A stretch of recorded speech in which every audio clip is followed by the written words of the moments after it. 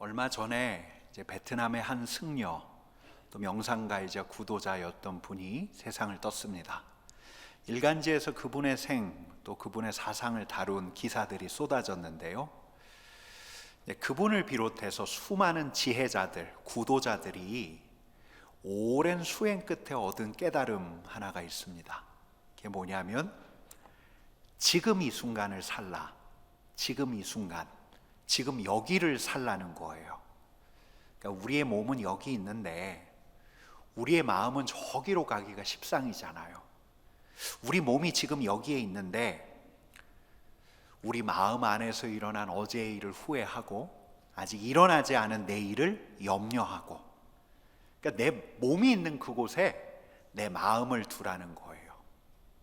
여러분, 지혜죠, 지혜. 그러니까 내 몸이 여기 있는데 내 마음은 자꾸 저리로 가요. 자꾸 저리로 가요. 저기에 있는 그가 나를 어떻게 생각할까?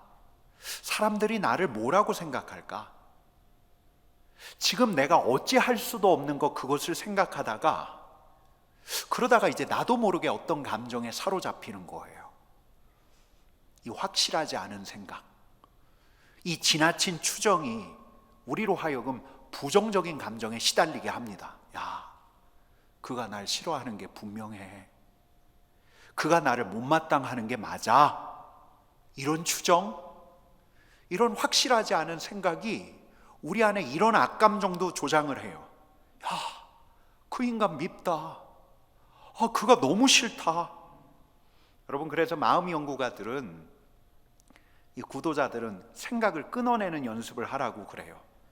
우리의 부정적인 감정에 사로잡히게 하는 이런 자의적인 생각을 끊어내고 지금 내 몸이 있는 여기에 집중하라, 이런 이야기를 합니다. 여러분, 저리로 가 있는 내 생각 여기 붙들고, 과거로 흘러가기 쉬운 내 생각 지금 여기에 붙들어 놓고, 아직 오지도 않는 그 앞날로 가 있는 내 생각 지금 여기에 붙들어 놓고. 여러분, 이런 명상가들, 구도자들, 수행자들의 이야기가 넌크리스찬들의 이야기인데 이들의 지혜를 듣는 게 좋을까요? 듣지 않는 게 좋을까요? 어떻게 생각하세요? 여러분, 신학자들은 이런 지혜를 이제 일반 은총의 영역이라고 해요. 우리 하나님께서는 하나님을 믿는가 믿지 않는가 상관없이 그들을 살피시고 그들에게 지혜를 선사하시는데, 이런 하나님의 특별한 은혜가 아니라, 이 구원의 은총이 아니라 모든 이들에게 베푸시는 은총, 이걸 일반 은총이라고 할 수 있는데, 이 세속의 지혜, 여러분, 이건 온전한 생명, 영원한 생명을 보장하진 않아요. 근데 이 땅에서의 삶을 꾸려가는 데 필요한 지혜, 깨달음이지요. 여러분, 실상 지금 이 순간에 집중하라라고 하는 건 이런 넌크리스찬 구도자들의 깨달음이라고만 단정하기가 어려워요. 왜냐하면 기독교 전통에선 수많은 구도자들, 우리 신앙의 선배들 또한 이와 유사한 삶, 이와 유사한 가르침을 전하고 있기 때문이에요. 여러분, 우리 주님께서도 이런 말씀을 하셨죠? 마태복음 6장 34절 말씀 같이 읽어보겠습니다. 내일 일을 염려하지 말라. 내일 일은 내일이 염려할 것이요 한날의 괴로움은 그날로 족하니라. 아멘. 여러분, 지금 종교적인 지혜는 결국은 하나로 합류하네. 제가 이런 위험한 이야기 드리려는 게 아니에요. 저는 이런 식으로 이야기하는 종교학자들의 견해에 결코 동의할 수 없어요. 오히려 이런 질문을 던지고 싶은 거예요. 오늘 내 몸이 있는 지금 여기에 내 마음을 두고 집중하고 싶은데 이게 어떻게 가능할까? 마음을 챙기고 명상을 한다고 해서 가능할까? 이 자리에 있는 우리는 일상세계 사람들하고 부대끼며 살아가는 정말 생활인인데, 아침회의 할 때마다 아침회의 할 때마다 내일을 개선하기 위해서 어제를 돌아봐야 하는 생활인인데, 하루하루 성과를 따지면서 살아가는 생활세계를 살아가는 사람인데, 내가 어찌할 수 없는 내가 어찌할 수 없는 내일에 대해서 명상과 수행을 통해서 내 관심, 내 생각을 끊어내는 게 과연 가능할까? 설령 끊어낼 수 있다 할지라도 우리는 생활 세계를 책임지고 있는 사람인데 모든 거 상관하지 않고 그냥 받아들이고 그냥 흘려보내는 게 과연 책임적인 삶일까? 여러분, 이런 이제 구도자들의 생각하고는 좀 다르게 성경은 이와는 다른 대전제 하나를 우리에게 일러줍니다. 지금 이 순간에 집중할 수 있는 이유, 내 몸이 있는 여기에 내 마음을 둘 수 있는 이유를 성경은 일러줘요. 그게 뭔가 하면 시편 말씀입니다. 우리 37편과 55편 말씀을 같이 연이어 읽어보겠습니다. 같이 읽겠습니다. 시작. 여호와께 맡기라. 내 짐을 여호와께 맡기라. 여러분, 어떤 전제를 두냐면 우리에겐 하나님이 있어요. 여호와 하나님이 있습니다. 앞일, 내일, 내 자녀, 여러분 어찌할 수 없는 게 우리에게 얼마나 많아요? 그러니 불길하게 상상하지 말고 지금 내가 할 수 있는 여기에 집중해라. 내 몸이 있는 여기에 집중해라. 여러분, 여기까지는 똑같아요. 똑같아. 근데 흘러가는 대로 돌아, 이게 아니에요. 신앙인에게는 여호와께 맡기라 라고 하는 전제가 있어요. 여호와께 맡기라. 좀 더 부연하면 선하신 여호와께 맡기라. 좀 더 자세히 말씀드리면 너보다 더 선하신 여호와께 맡기라. 여러분, 제가 지난주에 아브라함을 살펴가면서 믿음의 세 양상을 말씀드렸습니다. 기억나시는지 모르겠어요. 한번 따라해 볼까요? 맡김, 주목, 최선. 여러분, 이렇게 세 가지를 말씀드리고 난 다음에 제가 집으로 돌아가서 그리고 그 다음날 몇 사람하고 아주 길게 통화를 했습니다. 목사님, 저 쫓겨났어요. 첫 마디를 이렇게 열었던 자매는 결혼한 지 몇 주 만에 신랑하고 헤어진 이야기를 제게 들려주었고요. 한 목사님은 설 명절 자기 가정 안에서 있었던 일, 목회자였지만 너무 감당하기 어려웠던 일, 지금도 진행 중인 이야기를 담담하게 제게 일러주었어요. 맡겨야죠. 이제 맡겨야죠. 맡기는 방법 말고는 없는데요. 같이 기도합시다. 여러분, 그래서일까요? 제가 지난 주일부터 불쑥 제 안에 찾아온 질문 하나가 맡긴다라는 게 뭔가였어요. 물론 그들 때문에 나온 질문이기도 하지만 지난주에 예측 불가능한 미래에 우리가 거기에 던지는 게 신앙인이 아니라 신앙인은 예측 불가능한 모성으로 우리를 부르신 우리 하나님께 던진 존재, 그게 바로 신앙인이라는 말씀을 드렸어요. 그러면서 막 열변을 토했죠. 그러고 났는데 제 자신을 향해서 이런 질문이 던져져요. 너 맡기고 있니? 내가 정말 맡기고 있나? 내가 정말 우리 하나님께 맡기고 있는가? 여러분, 맡기다에 해당하는 이 히브리어 원어가 굉장히 재밌습니다. 내 길을 여호와께 맡기라 할 때 그 맡기다에 해당하는 히브리어가 깔랄이에요. 이 깔랄은 굴리다 라는 말이에요. 시편 55편 내 짐을 여호와께 맡기라 할 때 이 맡기다의 히브리어가 샬락인데, 이 샬락은 지난주에 말씀드린 대로 던지다 라는 말이에요. 주님, 제 앞길 주님께 굴립니다. 주님, 받아주십시오. 주님, 제 짐을 주님께 하나하나 던집니다. 주님, 받아주십시오. 여러분, 근데 묻고 싶은 게 있어요. 왜 우리는 굴리지 못할까요? 왜 우리는 던지지 못할까요? 왜 우리가 그 짐을 지고 가려고 할까요? 왜 앞날에 대해서 전전긍긍하면서 살려고 할까요? 여러분, 이렇게 물으면 이렇게 되묻는 이가 있어요. 그분이 던지면 받기는 하셔요? 그분께 굴리면 그분이 우리의 앞날을 굴려가셔요? 그분이 내 삶에 관심이 있기는 있으셔요? 여러분, 그래요.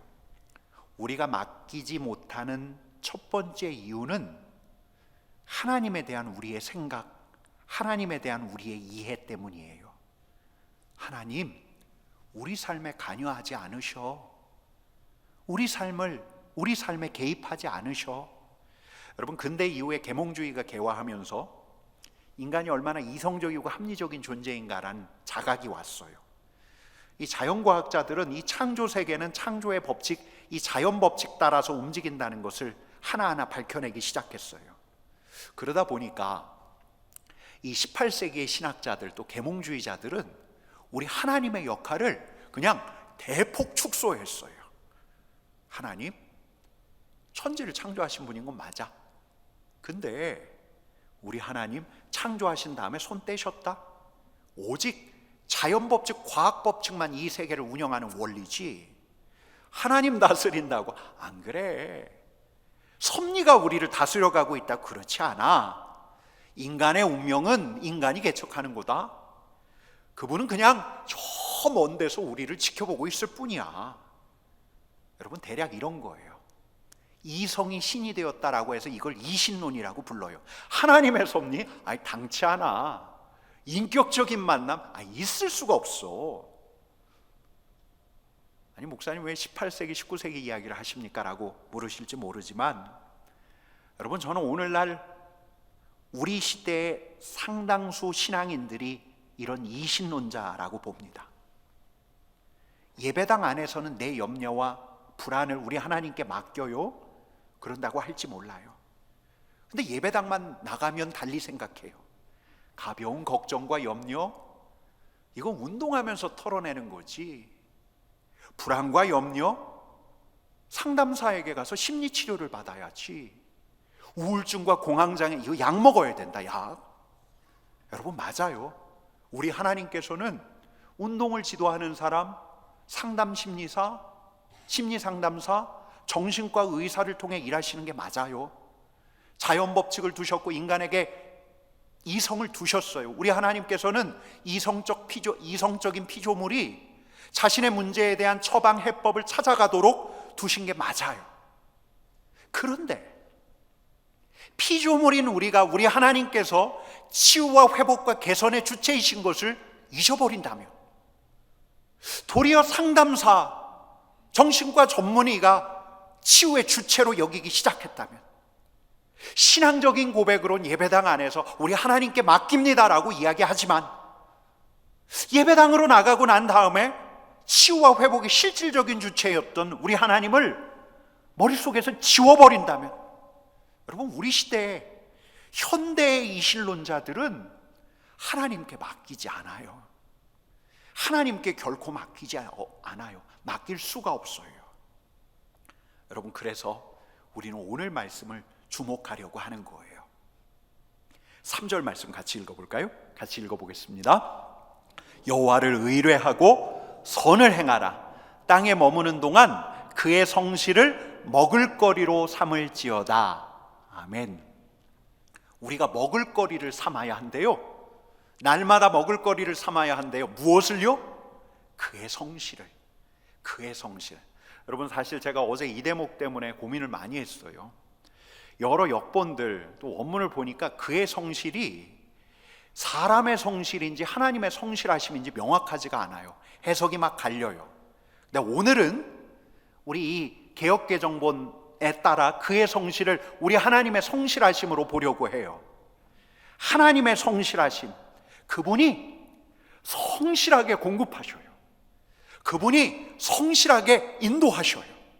그분이 성실하게 개입하셔요. 어제도 오늘도 내일도 성실하고 신실하게.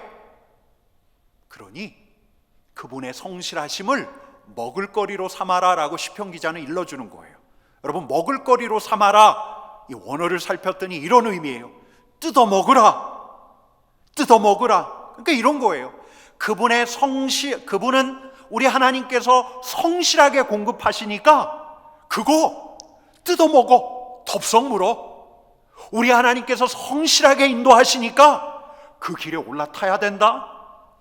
우리 하나님께서 성실하게 개입하시니까 그걸 놓치지 말아야 한다. 여러분, 이런 말씀이에요. 여러분, 물론 우리 하나님의 개입, 우리 하나님의 공급, 우리 하나님의 인도하심은 눈에 보이지 않아요. 근데 시편의 기자들은 이렇게 고백하고 있어요. 여러분, 우리 36편 5절 말씀 같이 읽어보겠습니다. 주의 진실하심이 공중에 사무쳤고 주님의 성실하심이 온 공간을 채우고도 남습니다. 공중에 사무쳐 있습니다. 여러분, 이렇게만 고백하는 게 아니에요. 시편 100편 5절 말씀 같이 읽어보겠습니다.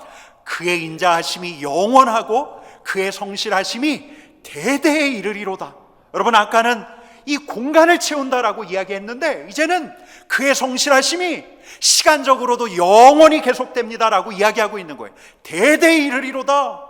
주님의 성실하심이 이 공간을 채우고 있고요, 주님의 성실하심이 영원히 지속될 것입니다. 그러기에 시인은 이렇게 기도합니다. 여러분, 우리 같이 시편 25편 21절 말씀 같이 읽어보겠습니다. 내가 주를 바라오니 성실과 정직으로 나를 보호하소서. 시편 54편 5절 주께서는 내 원수에게 악으로 갚으시리니 주의 성실하심으로 그들을 멸하소서. 주님의 성실하심이 분명하니 그 성실하심으로 나를 보호해 주십시오. 주님의 성실하심이 분명하니 주님의 성실하심으로 그 원수를 갚아주십시오. 뿐만 아니라 시편 기자는 이렇게 다짐을 해요. 89편 1절 말씀 같이 읽어보겠습니다. 내가 여호와의 인자하심을 영원히 노래하며 주의 성실하심을 내 입으로 대대에 알게 하리로다. 주의 성실하심, 내가 이 주님의 성실하심을 대대에 알게 할 거야. 내 자녀에게 전하고 내 후손에게 전하고 대대 주님의 성실하심이 그치지 않음을 일러줄 거야. 여러분, 그날 그녀는 불현듯이 제 생각이 났는지 몰라요. 그날 그 목사님은 아침에 책상을 치우다가 대구로 떠난 제가 생각이 났고, 불현듯 떠올라 어쩌다 보니 생각나서 전화했는지 몰라요. 불현듯? 어쩌다 보니? 논리적이고 합리적이지 않아요. 근데 제게 연락을 했어요. 그리고 그날 저는 왜 그 두 사람에게 맡기라고 했을까? 성도들에게 하나님께 맡기라고 던지라고 설교한 날, 하나님 진짜 맡기기 어렵네요. 하나님 왜 이렇게 맡기기가 어렵죠? 왜 맡기기가 어렵죠? 이런 질문을 토로하고 있었을까? 여러분, 이게 논리적으로 합리적으로 해명되지 않아요. 그래서 우리는 이걸 이렇게 보려고 해요. 이 모두가 우리 하나님의 성실한 개입이에요. 그분의 성실하심이 공중에 사무쳐 있고 그분의 성실하심이 대대에 이루고 있어요. 우리 하나님께서 자신의 성실하심을 그분의 사람들에게 먹을거리로 주고 계셔요. 성실한 공급, 성실한 인도, 성실한 개입, 이게 우리 주님의 말씀이 우리에게 일러주는 진실이에요. 논리적으로 이성적으로 설명할 수 없는 일들, 이 없는 일들을 해명하는 하나의 고백이에요. 여러분, 그러니 우리는 맡길 수 있는 거예요. 우리 하나님이 이런 분이시니까요. 성실하심으로 우리에게 먹을거리를 주시고 성실하게 개입하시고 성실하게 인도하시는 분이시기에 우리는 하나님께 맡길 수 있는 거예요. 여러분, 두 번째 우리가 맡기지 못하는 결정적인 이유가 있어요. 이런 고백, 이 일 나요, 그거 내가 이루는 거지 뭐. 길 나요, 다른 사람이 하는 게 아니야, 내가 열어야 해. 여러분, 이런 허영과 교만에 찬 말이 때로 부질없다는 생각이 우리 스스로 들기도 하지만, 그래서 어느 날에는 한창 겸손해지기도 하지만, 우리는 그래도 남들 앞에서 내가 해야 한 겁니다, 의술대기를 좋아해요. 그렇기 때문에 그 일만큼 내가 해야 한다고 이야기해요. 나 아니면 안 된다고 고집할 때가 많아요. 내가 시작했으니까요, 내가 매듭 지을게요. 여러분, 근데 오늘 시편은 또 우리에게 뭘 일러주냐면, 우리 5절 말씀 같이 읽어보겠습니다. 같이 읽을게요. 내 길을 여호와께 맡기라. 그를 의지하면 그가 이루시고. 여러분, 여기서 아까 맡기라에 해당하는 히브리어 단어 깔날이라고 했고요. 요게 굴리다라고 그랬어요. 굴리다. 여러분, 왜 굴려야 할까요? 들어서 맡기기가 어렵고 던지기가 너무 무거운 거예요. 주님, 내 길이 너무 무거워요. 그러니 힘껏 젖 먹던 힘까지 짜내서 간신히 당신께 굴려요. 하나님께 맡겨요. 하나님께 위임해요. 그러니 이 일 주님께서 이루어 주셔요. 여러분, 잠언에서 우리가 참 좋아하는 이 성경 구절이 잠언 16장에 있죠. 3절과 9절 말씀인데 우리 3절과 9절 말씀을 연속해서 같이 읽어볼게요. 같이 읽겠습니다. 너의 행사를 여호와께 맡기라. 그리하면 내가 경영하는 것이 이루어지리라. 또 우리가 좋아하는 말씀, 사람이 마음으로 자기의 길을 계획할지라도 그의 걸음을 인도하시는 이는 여호와시니라. 아멘. 계획대로 되는 게 아니에요. 내가 계획한 대로 내 힘으로 이룰 수 있는 게 아니죠. 우리 하나님께서 이루셔요. 우리 하나님께서 인도하셔요. 그분께 힘껏 밀었더니 주님 저 맡깁니다 하고 그분께 밀어붙였더니 하나님께서 이루어 가시는 거예요. 이 일을 행하시는 분이 우리 하나님. 여러분, 문학평론가 이어령 선생님이 지금 암투병을 하고 있는데 이분이 이제 얼마 전에 인터뷰한 걸 책으로 묶어서 마지막 인터뷰라는 책이 나왔는데 거기에서 아주 인상 깊은 대목이 있어서 제가 들고 왔습니다. 우리 같이 한번 읽어볼까요? 같이 읽어볼게요. 내 글 중에도 영감과 영성으로 쓰여진 글이 있고 억지로 지식으로 짜맞춘 글이 있어. 설명할 수는 없어도 신들린 듯이 쓴 글에는 영성의 빛이 있는데 사방의 지식을 가지고 쓴 글은 아무리 절묘하게 썼어도 감동을 주지 않아. 그건 모든 글 쓰는 사람들의 공통의 경험이야. 깜깜한 공백 속에서 도저히 풀리지 않다가 어느 순간 탁 빗줄기가 쏟아지지. 여러분, 저는 이 말이 너무 인상적이었어요. 이게 어디 글 쓰는 걸 업으로 하는 사람들만 해당되는 이야기인가요? 그렇지 않죠. 절묘하게 기획하고 그동안 경험을 총동원해서 오래 준비해도 생각처럼 이루어지지 않는 경우가 너무 많죠. 근데 어느 날은 설명할 수 없는데 마치 신들린 듯 글이 써지는 것처럼 생각지도 않게 상황이 척척 맞아 떨어져요. 기가 막히게 풀려갈 때가 있어요. 이어령 선생님은 이때 나온 결과물에 영성의 빛이 깃들어 있대요. 여러분, 사람이 이루는 게 아니죠. 우리를 감화시키고 또 우리를 변화로 이끄는 사건, 이건 우리가 빚어낼 수 있는 게 아니에요. 여러분, 제가 지난 1월에 금요기도회 시작할 고 무렵이었던 걸로 기억을 하는데요. 우리 교회 담임 목사님이셨던 80년대 정용환 목사님하고 오래 통화를 했어요. 80년대 이 삼덕 공동체 안에서 금요기도회를 어떻게 시작하게 되었는지, 또 어떤 마음으로 시작하게 되었는지 말씀해 주셨어요. 근데 이런 말씀도 하셔요. 근데 그게 내 힘으로 하는 게 아니래요. 우리 손으로 거머쥔 은혜가 아니었다는 거예요. 목사님이 그러시더라고요. 삼덕교회 목회를 마친 다음에 미국에 가셨다가 다시 한국으로 오셔서 목회를 하실 때 거기서도 금요기도회를 하려고 하셨대요. 애를 썼대요.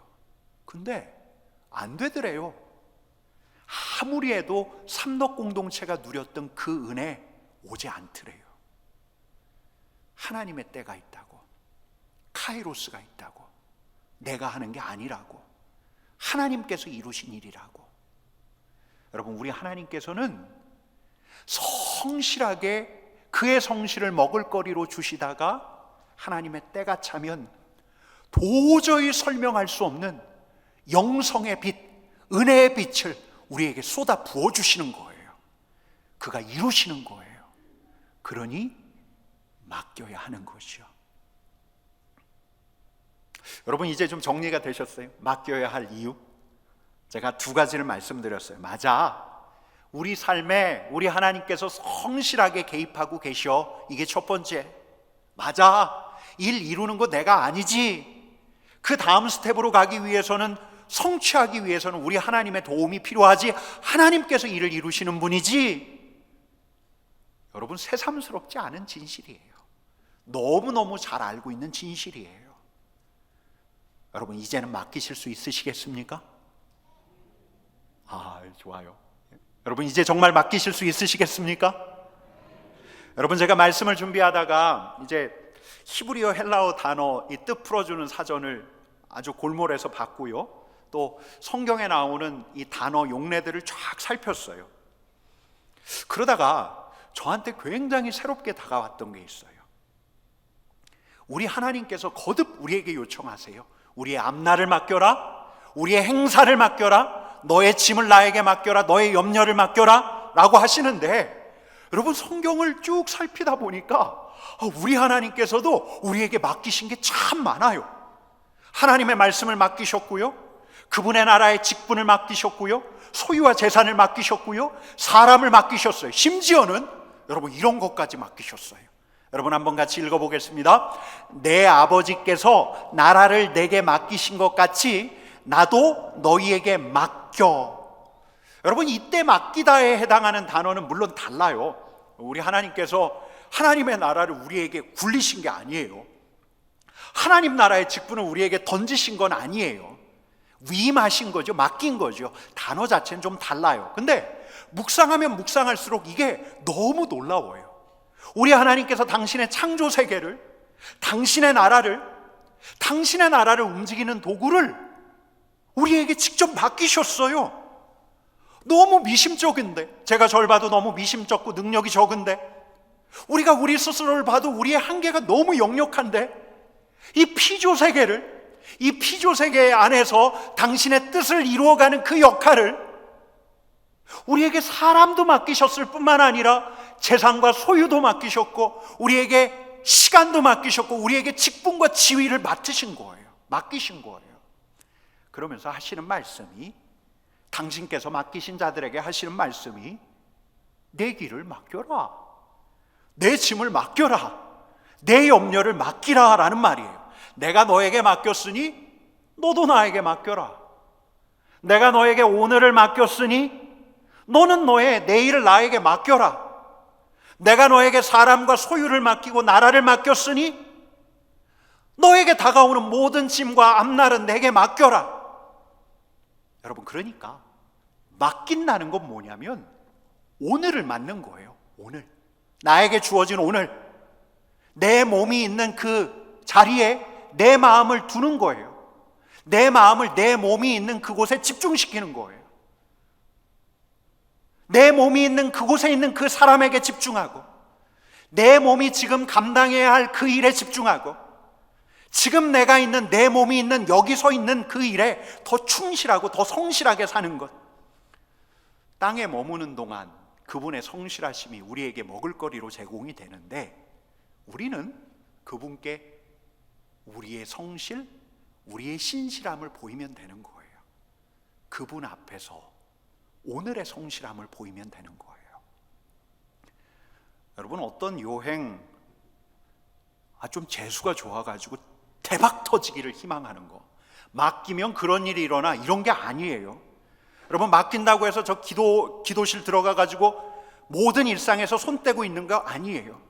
내 아이를 맡은 자로서, 내 세먼을 맡은 자로서, 내 부하 직원을 맡은 사람으로서, 내 사람을 맡은 자로서, 가정에서든 일터에서든 교회에서든 그분의 일을 맡은 자로서, 그분의 나라를 맡은 자로서 최선을 다하는 거예요. 그분의 성실하심을 먹을거리로 삼는 자는 그분께서 우리에게 맡겨주신 것에 성실한 거예요. 이게 맡기는 거죠. 여러분, 제가 엊그제 신문을 보니까 한국의 마에스트로를 꼽는 분 중에 정명훈 선생님이 있잖아요, 지휘자. 그분의 아들도 강릉시향 상임지휘자가 되었다고 해서 인터뷰한 기사가 실려 있더라고요. 근데 거기서 그 아들이 정명훈 선생님 아버지가 자기에게 해줬던 일을 이야기를 해주는데, 그 말이 저한테 굉장히 인상적이었어요. 이런 말이었어요. 모든 연주가 오디션이지, 아무리 유명해도 소용없어.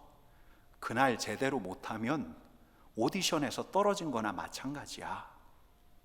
여러분, 이 말이 어떤 말이죠? 매일 씨름하라는 거예요. 매일 새벽에 악보 공부하라는 거예요. 그러지 않으면 매일의 성실함, 매일의 씨름이 필요하다는 거예요.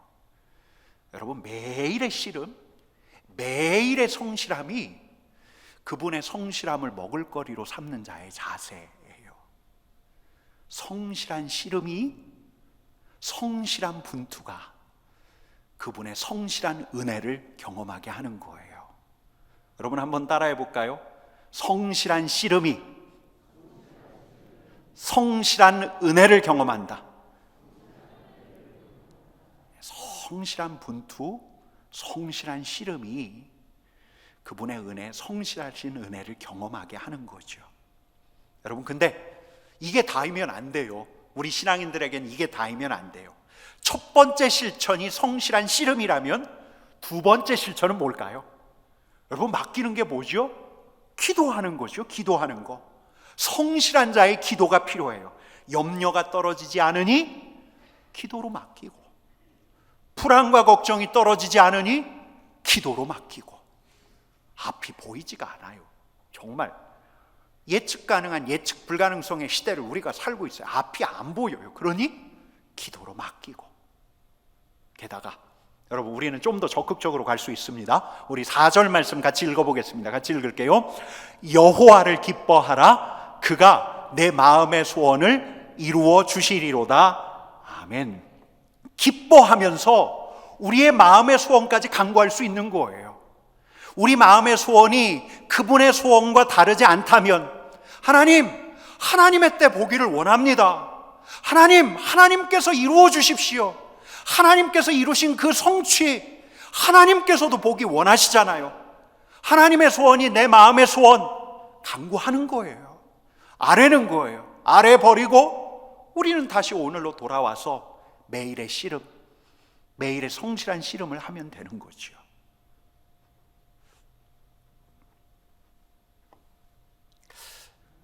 지난 꼭 1년 됐는데요. 지난해 2월인데 제가 지난해 1월 말에 우리 교회에 청빙 설교를 했어요. 1월 말에 마치고 돌아갔는데 2월에 아내 조직 검사 결과를 받았어요. 근데 처음에는 그냥 대수롭지 않게 여겼어요. 아유, 갑상선암 뭐 흔한데 뭐. 근데 이제 이야기를 쭉 듣는데 암이 전이가 꽤 돼 있다는 거예요. 수술도 수술이긴 하지만 항암도 해야 한다는 거를 그때 알았어요. 근데 그 소식을 듣고 나니까 제 마음이 복잡해져요. 순조롭게 수술 일정이 잡혔는데, 아니, 이보다 더 빨리 수술하면 안 되나, 제 마음에 조급함도 생겨나요. 그 무렵에 대구에서 소식이 왔어요. 좋은 소식인데, 좋은 소식에 마음도 좋아져야 하는데, 근데 제 마음이 그러지 않았어요. 맡겨야 하는데 맡기기가 어려웠어요. 그 무렵에 저를 사로잡았던 질문 하나가 있어요. 왜 하필 지금인가? 왜 하필 지금 알게 된 건가? 근데 나중에 비로소 답을 찾았어요. 그때여야 했어요. 마지막 설교를 마치고 거의 결정된 그 다음 그때이어야 했어요. 우리 하나님께서 우리 교회를 잘 알고 계셨어요. 지난 1월에 2월에 복잡한 상황을 알고 계셨어요. 하나님께서 우리 교회 사정을 누구보다 잘 알고 계셨어요. 뿐만 아니라 하나님께서는 제 성정도 너무 잘 알고 계셨어요. 만약에 그 전에 알았다면 제가 어떤 선택 내릴지 우리 주님은 너무 잘 알고 계셨어요. 하나님께서는 우리 가족의 건강도 알고 계셨어요. 그때야말로 최선의 적기였어요. 그래서 그때이어야 했어요. 대구로 내려가기 전이어야 했어요. 여러분, 이게 그분의 개입이에요.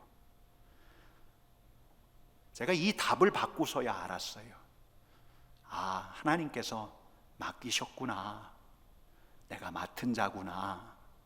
이게 저한테 가장 확실했던 표징이었어요. 그러고 나서야 다시 우리 주님의 마음을 깨우쳤어요. 이제 맡겨라. 이제 다 맡겨라. 가족의 안착, 가족의 건강 다 맡기고, 교회도 맡기고, 가야 할 길 맡기고, 우리 성도들에게 맡길 것을 알리고. 여러분, 지금 제 아내는 치료를 잘 마쳤습니다. 그래서 이제 감사하게 지금은 말씀드릴 수가 있는 거죠. 여러분, 맡기실 수 있으시겠습니까? 여러분, 맡기셨으면 좋겠습니다. 그분의 성실하심 앞에 맡기셨으면 좋겠어요. 맡긴다는 건 매일매일 우리를 성실하게 먹이시는 그분 앞에서 우리의 성실함을 보이는 거예요. 여러분, 맡긴다는 건 우리가 어찌할 수 없는 그것들, 우리가 우리의 염려, 우리의 앞길, 우리의 짐 어찌할 수가 없잖아요. 그 사람에 대해서 어찌할 수 없잖아요. 매일의 씨름을 하면서 그 사람을 여호와 우리 하나님께 맡기는 거예요. 여러분, 뿐만 아니라 오늘 말씀은 우리에게 마음의 소원까지 이루어 주신다 하셨어요. 마음의 소원 이루어 주시기를 우리 하나님께 간구하는 거지요. 여러분, 저와 여러분 모두가, 우리 삼덕의 가족들 모두가 우리 주님께서 주님의 직분, 지위, 주님 나라를 우리에게 맡겨주셨으니 맡김을 받은 자로서, 맡은 자로서 우리의 앞길, 우리의 염려, 우리의 짐, 또 우리의 미래, 이 모든 것을 주님께 맡길 수 있기를 여러분 간절히 축원합니다. 여러분, 이런 맡은 자의 맡김이, 그 믿음이 우리를 정오의 빛같이 빛나게 하는 거예요. 여러분, 우리 옆에 계신 우리 성도님들에게 일러 주십시다. 맡기실 수 있습니다. 이렇게 일러 주십시다. 맡기실 수 있습니다. 여호와 우리 하나님께 맡기실 수 있습니다. 왜 안 하셔요? 한 번만 더 할까요? 여호와 우리 하나님께 맡기실 수 있습니다. 그분의 성실하심을 먹을거리로 삼는 우리 삼덕의 가족들 되기를 간절히 축원합니다. 우리 같이 기도하겠습니다. 기도합시다.